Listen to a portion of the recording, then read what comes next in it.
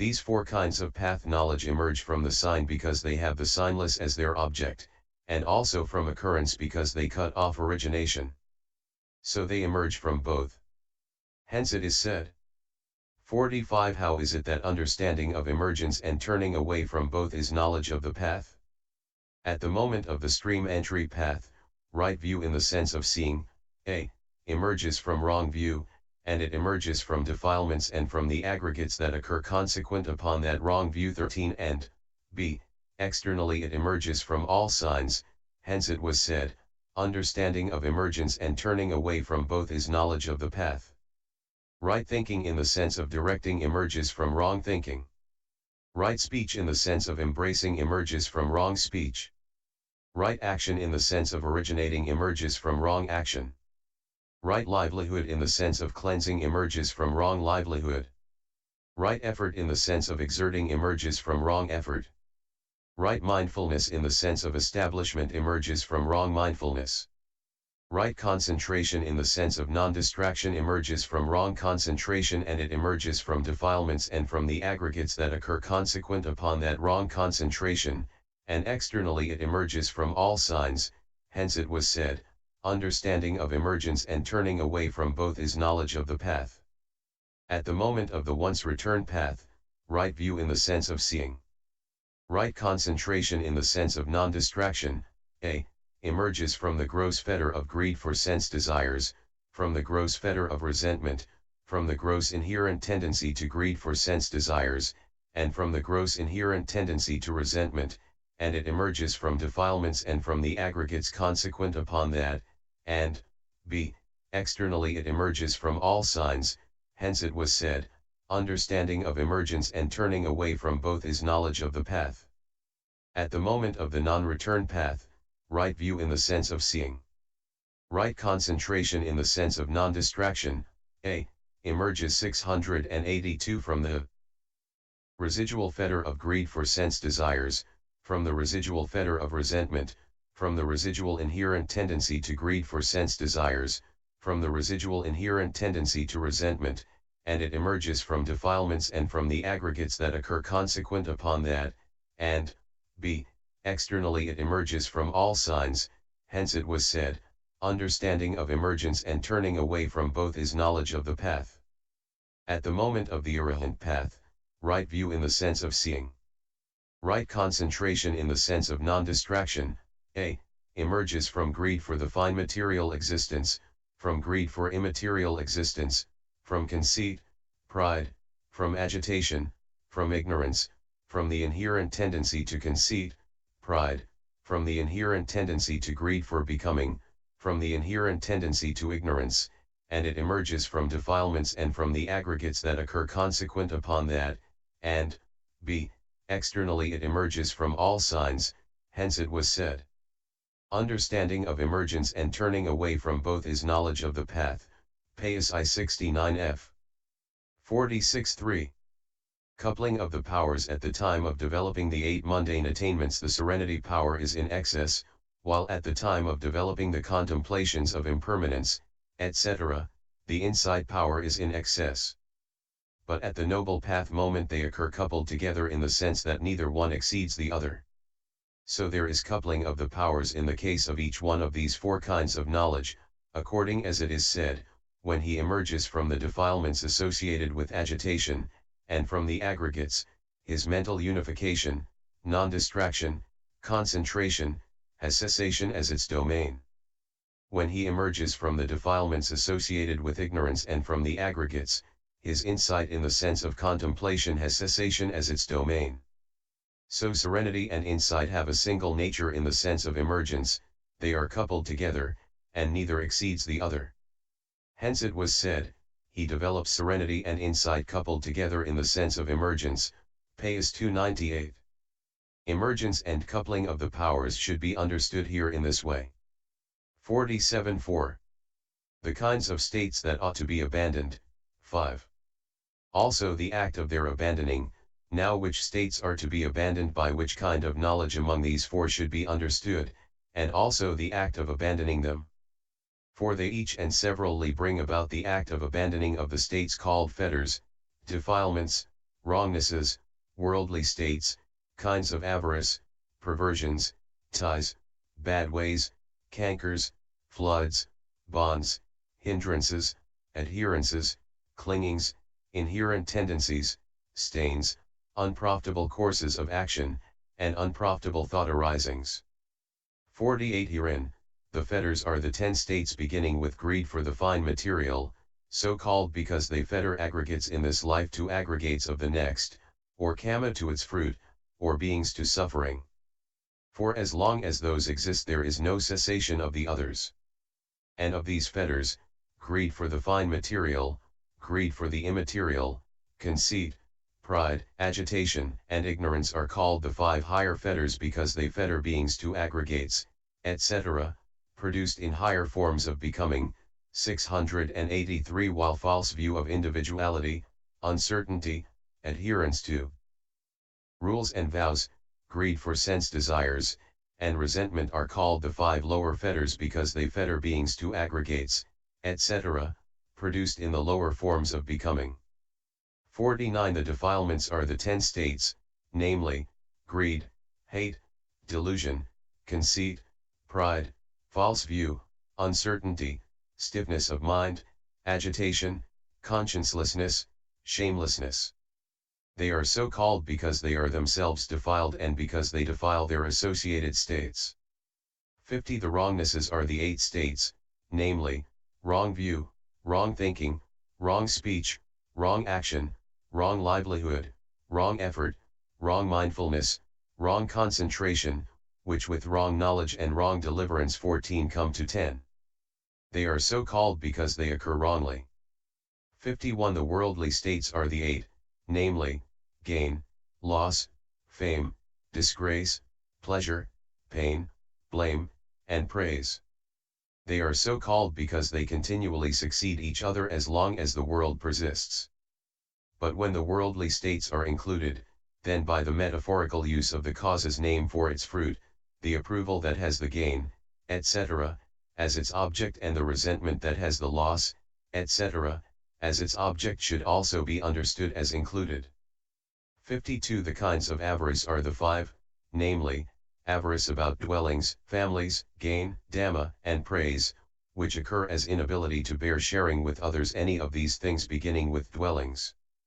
53 The perversions are the 3, namely, perversions of perception, of consciousness, and of view, which occur apprehending objects that are impermanent, painful, not self, and foul, ugly, as permanent, pleasant, self, and beautiful. 54 The ties are the 4 beginning with covetousness, so called because they tie the mental body and the material body. They are described as the bodily tie of covetousness, the bodily tie of ill will, the bodily tie of adherence to rules and vows, and the bodily tie of insisting, misinterpreting, that this only is the truth. By 374. 55 Bad ways is a term for doing what ought not to be done and not doing what ought to be done, out of zeal, desire, hate, delusion, and fear. They are called bad ways because they are ways not to be traveled by noble ones. 56 Cankers, asava as far as, a, change of lineage in the case of states of consciousness and as far as, a, the acme of becoming in the case of the kinds of becoming, that is to say, the 4th immaterial state there are exudations, savana, owing to the formed nature of the object. This is a term for greed for sense desires, greed for becoming, wrong view, and ignorance, because of the exuding, savana, of these defilements from unguarded sense doors like water from cracks in a pot in the sense of constant trickling, or because of their producing, savana, the suffering of the round of rebirths. 15684. The floods are so called in the sense of sweeping away into the ocean of becoming, and in the sense of being hard to cross. The bonds are so called because they do not allow disengagement from an object and disengagement from suffering. Both floods and bonds are terms for the cankers already mentioned. 57 The hindrances are the 5, namely, lust, ill will, stiffness and torpor, agitation and worry, and uncertainty in the sense of obstructing and hindering and concealing reality from consciousness. 4.86. 58 Adherence, misapprehension paramissa, is a term for wrong view, because it occurs in the aspect of missing the individual essence of a given state, Dhamma, and apprehending, amazena, elsewhere, parato, an unactual individual essence. 59 The clingings are the four beginning with sense desire clinging described in all their aspects in the description of the dependent origination, ch 17.240 f. 60 The inherent tendencies are the seven, namely, greed for sense desires, etc., in the sense of the inveterateness, stated thus, the inherent tendency to greed for sense desires, the inherent tendency to resentment, conceit, pride, false view, uncertainty, greed for becoming, and ignorance. For it is owing to their inveteracy that they are called inherent tendencies, anusaya, since they inhere, anusanti, as cause for the arising of greed for sense desires, etc., again and again. 61 The stains are the three, namely, greed, hate, and delusion. They are so called because they are themselves dirty like oil, black, and mud, and because they dirty other things. 62 The unprofitable courses of action are the 10, namely, killing living things, taking what is not given, sexual misconduct, false speech, malicious speech, harsh speech, gossip, covetousness, ill will, and wrong view. They are so called since they are both unprofitable action, kamma, and courses that lead to unhappy destinies. 63 The unprofitable thought arisings are the 12 consisting of the 8 rooted in greed, the 2 rooted in hate, and the 2 rooted in delusion, 14.89 f.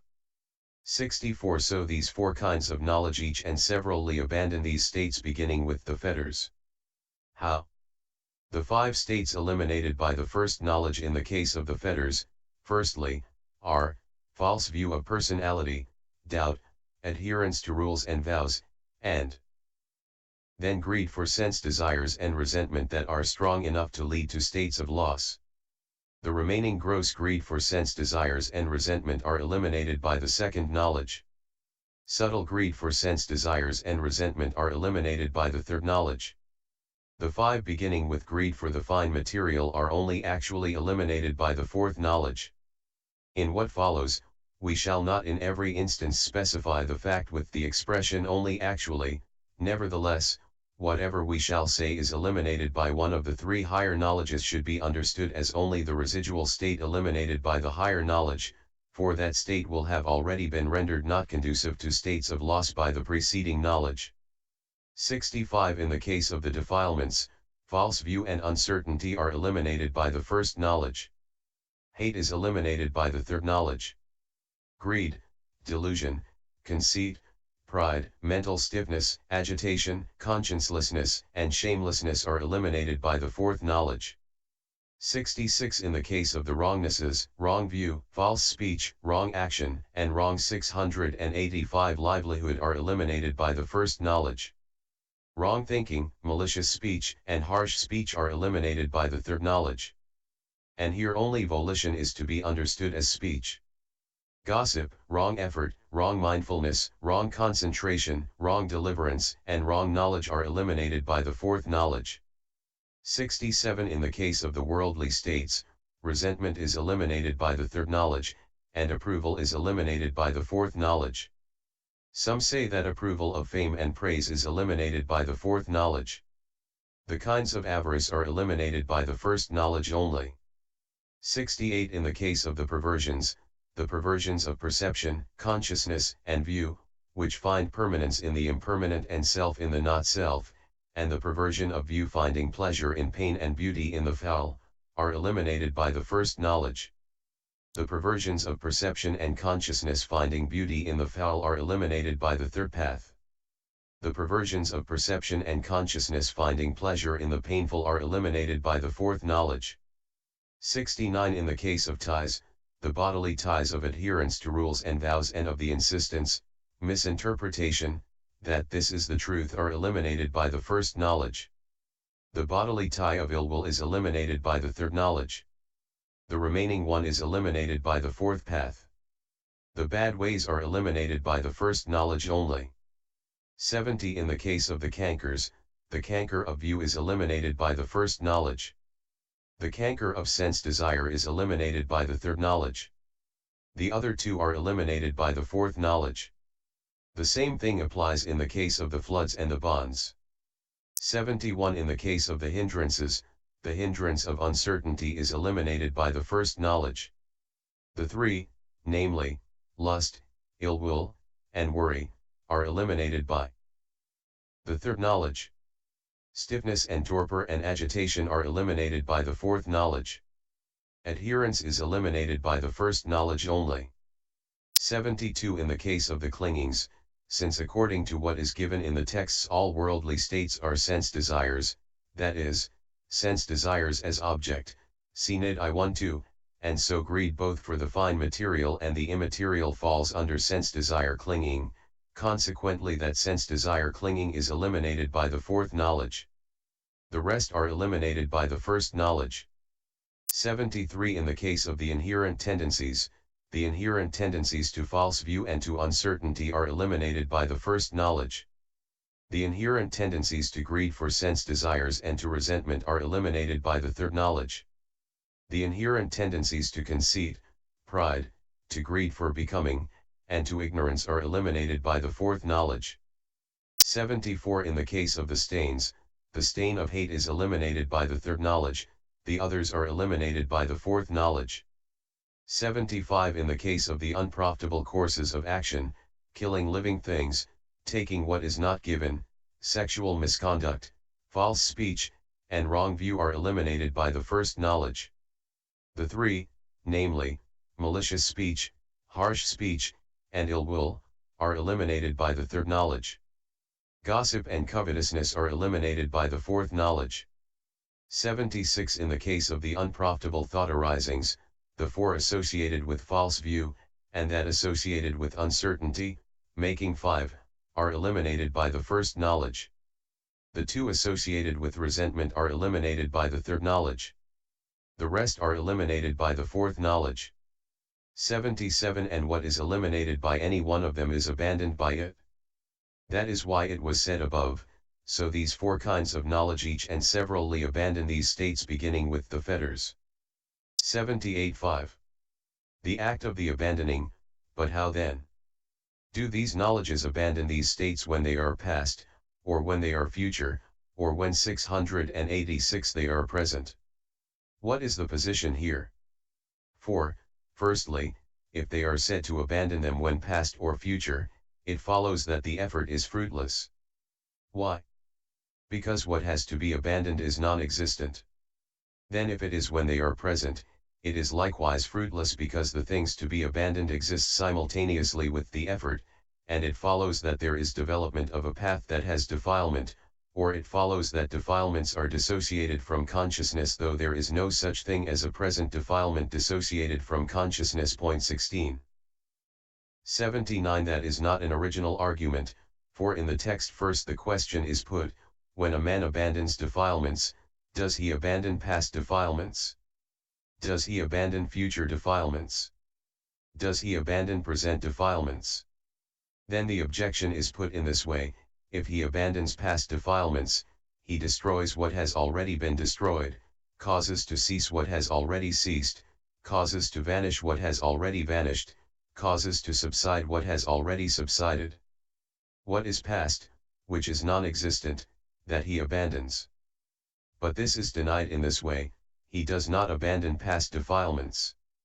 Then the objection is put in this way, if he abandons future defilements, he abandons what has not been born, he abandons what has not been generated, he abandons what has not arisen, he abandons what has not become manifest. What is future, which is non-existent, that he abandons? But this is denied in this way, he does not abandon future defilements. Then the objection is put in this way, if he abandons present defilements, then though inflamed with greed he abandons greed, though corrupted with hate he abandons hate, though deluded he abandons delusion, though shackled 17 he abandons conceit, pride, though misconceiving he abandons false view, though distracted he abandons agitation, though not having made up his mind he abandons uncertainty, though not having inveterate habits he abandons inherent tendency, dark and bright states occur. Coupled together, and there is development of a path that has defilement. But this is all denied in this way, he does not abandon past defilements, he does not abandon future defilements, he does not abandon present defilements. Finally it is asked, then there is no path development, there is no realization of fruition, there is no abandoning of defilements, there is no penetration to the Dhamma, convergence of states. Then it is claimed, there is path development, there is penetration to the Dhamma, convergence of states. And when it is asked, in what way, this is said, suppose there were a young tree with unborn fruit, and a man cut its root, then the unborn fruits of the tree would remain unborn and not come to be born, remain ungenerated and not come to be generated, remain unarisen and not come to be arisen, remain unmanifested and not come to be manifested. So too, arising is a cause, arising is a condition, for the generation of defilements. Seeing danger in defilements, consciousness enters into non-arising. With consciousnesses entering into non-arising, the defilements that would be generated with arising as their condition remain unborn and do not come to be born, remain unmanifest and do not come to be manifested. So with the cessation of the cause there is the cessation of suffering. 687 Occurrence is a cause. The sign is a cause. Accumulation is a cause, accumulation is a condition, for the generation of defilements. Seeing danger in accumulation, consciousness enters into non-accumulation.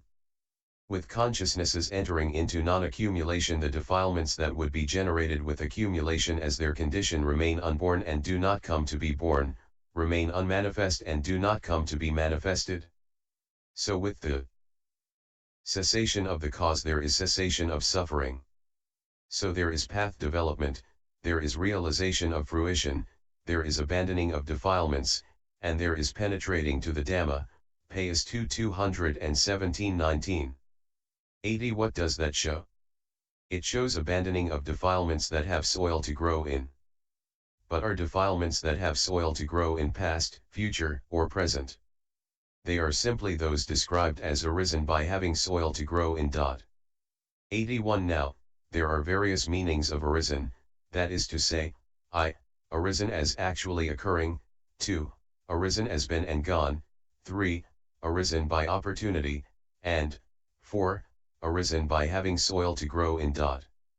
Herein, I, all that is reckoned to possess the three moments of arising, aging, that is, presence and dissolution, is called arisen as actually occurring.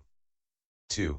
Profitable and unprofitable karma result experienced as the stimulus of an object and ceased reckoned as experienced and gone, anubhutapagata, and also anything formed, when it has reached the three instants beginning with arising and has ceased reckoned as been and gone, hutvapagata, are called arisen as been and gone, bhutapagata. 3. Karma described in the way beginning, deeds that he did in the past, M3 164, even when actually past, is called arisen by opportunity made because it reaches presence by inhibiting other ripening karma and making that the opportunity for its own result, see 19.16. And karma result that has its opportunity made in this way, even when as yet unarisen, is called arisen by opportunity made, 2, because it is sure to arise when an opportunity for it has been made in this way. 4. While unprofitable karma is still unabolished in any given soil, plane, 18 it is called arisen by having soil to grow in. 82 And here the difference between the soil and what has soil should be understood. For soil, plane, means the five aggregates in the three planes of becoming, which are the object of insight. 19 What has soil is an expression for defilements capable of arising with respect to those aggregates.